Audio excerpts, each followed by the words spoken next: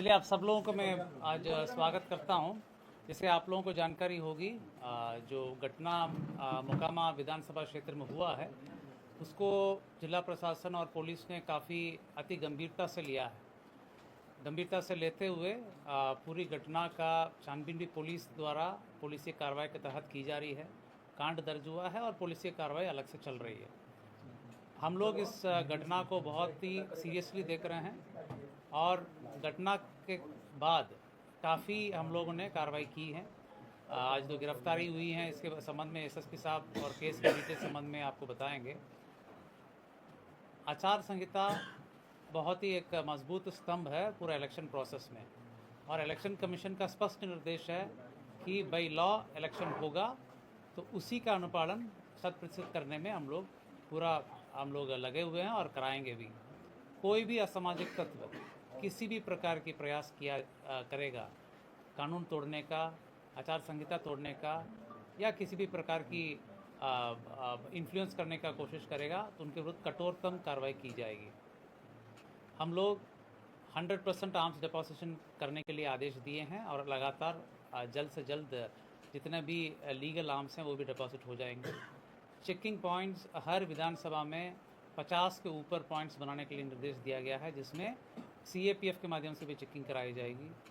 Seizure पूरे राज्य में पटना जिला में सबसे ज़्यादा सेजर अभी तक का हुआ है। लगातार सीएपीएफ सक्रिय हैं और पर्याप्त मात्रा में सीएपीएफ के बल उपलब्ध हैं। वो पुलिस बल और मजिस्ट्रेट के साथ लगातार चेकिंग की कार्रवाई लगातार कर रहे हैं और सेजर भी कर रहे हैं। आचार संहिता के संबंध में सभी पदाधिकारियों को पुनः निर्देश दिया गया कि किसी भी प्रकार के अगर उल्लंघन होगा उनके विरुद्ध कठोरतम कार्रवाई किया जाना है। जहाँ तक इलीगल आर्म्स की बात है उस पर और तेज़ी लाई गई। जहाँ जहाँ आवश्यकता हो सीएपीएफ को भी यूज़ करके उसमें छापामारी की जा रही है, और जहाँ पर भी ऐसे सूचना मिलेगी वहाँ पर हम लोग छापामारी करके कांड भी दर्ज करेंगे। उक्त असामाजिक तत्वों को जेल भेजने का काम भी करेंगे।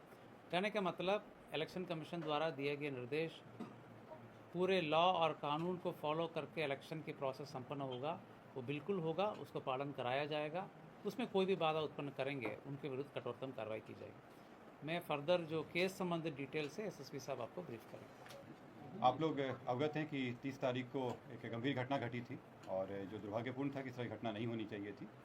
इस घटना में जो तारतर गांव है उसके समीप में 2 पक्षों जो वहाँ प्रत्याशी थे वो उन दोनों के काफिला आ रहा था और उन दोनों के बीच पक्षों में झड़प हुई और झड़प में पथराव हुआ, लोग घायल हुए और उसके बाद एक शव बरामद हुआ।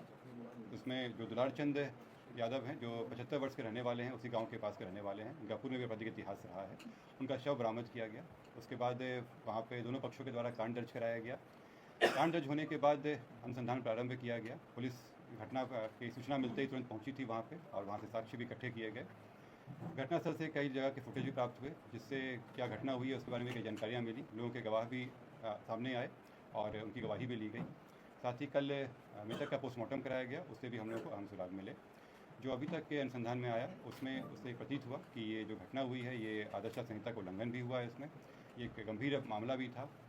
हम लोग इलेक्शन कमीशन के द्वारा निर्देशित भी किया गया था कि शांतिपूर्ण ढंग से इलेक्शन होना चाहिए, और इसमें जब अनुसंधान किया गया तो पाया गया कि जो प्रत्याशी हैं वो वहाँ पे मौजूद थे, उनके सामने में घटनाएं हुई हैं और जो कांड के मुख्य अभियुक्त भी हैं अनंत सिंह, उनकी आज गिरफ्तारी बेड़ना गाँव से किया गया है। इसमें हम लोग को जो जानकारी प्राप्त हुई थी, इनके 2 सहयोगी भी इनके साथ में थे जो उस घटनास्थल पर भी थे और उनकी भी गिरफ्तारी की गई है। ये 2 व्यक्ति हैं मणिकांत ठाकुर जो नदमा गांव के रहने वाले हैं और दूसरा रंजीत राम जो लदमा गांव के रहने वाले हैं। इस पूरे मामले में 3 लोगों की गिरफ्तारी हुई है। जो प्रत्याशी हैं अनंत सिंह, उनकी गिरफ्तारी हुई है। दूसरा मणिकांत ठाकुर जो नदमा गाँव के रहने वाले हैं, बाढ़ थाना अंतर्गत। दूसरे रंजीत राम जो लदमा गांव के रहने वाले हैं। ये लोग भी उस घटनास्थल पर थे मौजूद। इन तीनों की गिरफ्तारी की गई है। इन तीनों को आगे मजिस्ट्रेट के सामने प्रस्तुत कराया जाएगा और आगे विधि सम्मत कार्रवाई की जाएगी। जानना चाहते हैं कि पोस्टमार्टम रिपोर्ट में गोली लगने की बात हुई थी, कौन सा आर्म यूज किया गया? आप लोगों को ये पता लगा गोली चली है तो कौन से बंदूक से चली है? इसमें जो पोस्टमार्टम रिपोर्ट आया है उस रिपोर्ट में दिया गया है कि उनके जो मृत्यु का कारण बताया गया है उसमें बताया गया है कि जो शॉक लगा है उनको हार्ड और ब्लंट सब्सटेंस के साथ जो उनके हृदय और फेफड़ों में जो चोट आई है, इसके अतिरिक्त उनके पाँव में गोली का भी आया है, जिनको गोली मारी गई है। इस दोनों चीज़ों से स्पष्ट होता है कि यह हत्या का मामला है और चूँकि घटनास्थल पर कई लोग मौजूद थे, वहाँ के लोगों के बयान वगैरह से ये स्पष्ट हो रहा है, तो इस कारण इसमें गिरफ्तारी। गोली बरामद हुई? नहीं, इसमें गोली बरामद नहीं हुई है क्योंकि इसमें जो मृतक के पोस्टमार्टम में बचा कि एंट्री वुंड भी था और एग्जिट वुंड भी था। इसमें पहला बात जो था कि 3 लोगों की गिरफ्तारी हुई है, इससे 3 लोगों की गिरफ्तारी हुई है। इसमें अन्य लोग भी हैं जिनके विरुद्ध रेड छापामारी चल रही है। कार्तिकेय जी दूसरे पक्ष की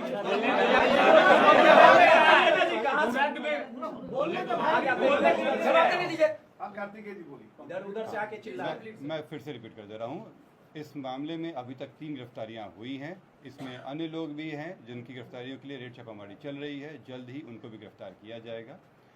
इसमें अनुसंधान सीआईडी के द्वारा भी शुरू किया गया है। सीआईडी की एक टीम भी बनाई गई है जो इस पूरे मामले पे अनुसंधान साथ में करते रहेगी और हम लोगों को सहयोग भी देगी। जो अग्रतर अनुसंधान में आएगा उससे भी आप लोग को अवगत कराया जाएगा। जो आप लोग द्वारा प्रश्न किया गया था कि दूसरे पक्ष पे क्या कार्रवाई हुई, तो आप लोगों को अवगत करा दें कि इसमें इस पूरे घटनाक्रम में कई चीज़ें हुई हैं। पहला कि जो आपस में जो दोनों पक्षों के बीच में मारपीट की घटना हुई थी, पत्थरबाजी हुई थी, उसका कारण दर्ज कराया गया है। पुलिस को जब जानकारी मिली थी कि इस तरह की चीज़ें हो रही हैं, उसका भी केस दर्ज कराया गया। इसके अतिरिक्त जो गाड़ियों का काफिला था, उस आदर्श आचार संहिता का उल्लंघन था, उसका भी कारण दर्ज कराया गया है। कल जब पोस्टमार्टम के लिए ले जाया जा रहा था तो वहाँ पे भी कुछ शरारती तत्वों के द्वारा पुलिस के साथ भिड़ंत हुई थी, उसका भी कांड दर्ज कराया गया है। इन सभी कांडों में कल रात में कई जगहों पर रेड छापामारी करके कई लोगों को गिरफ्तार किया गया। इसमें दोनों पक्ष के लोग शामिल हैं। इसमें जो पुलिस के साथ हाथापाई हुई या तोड़फोड़ हुई या आपस में मारपीट हुआ, उन मामलों में गिरफ्तारियाँ हुई थी। ये हत्या के मामले में आज ये गिरफ्तारी 3 हुई है। सरेंडर किया है सर या गिरफ्तारी हुई? कहाँ से गिरफ्तारी हुई? जैसे मैंने स्पष्ट कहा है कि ये 3 गिरफ्तारी हुई है, इससे स्पष्ट है कि सरेंडर नहीं है, गिरफ्तारी है। और ये बेरना गांव जो बाढ़ के अंतर्गत आता है, वहाँ से गिरफ्तारी की गई।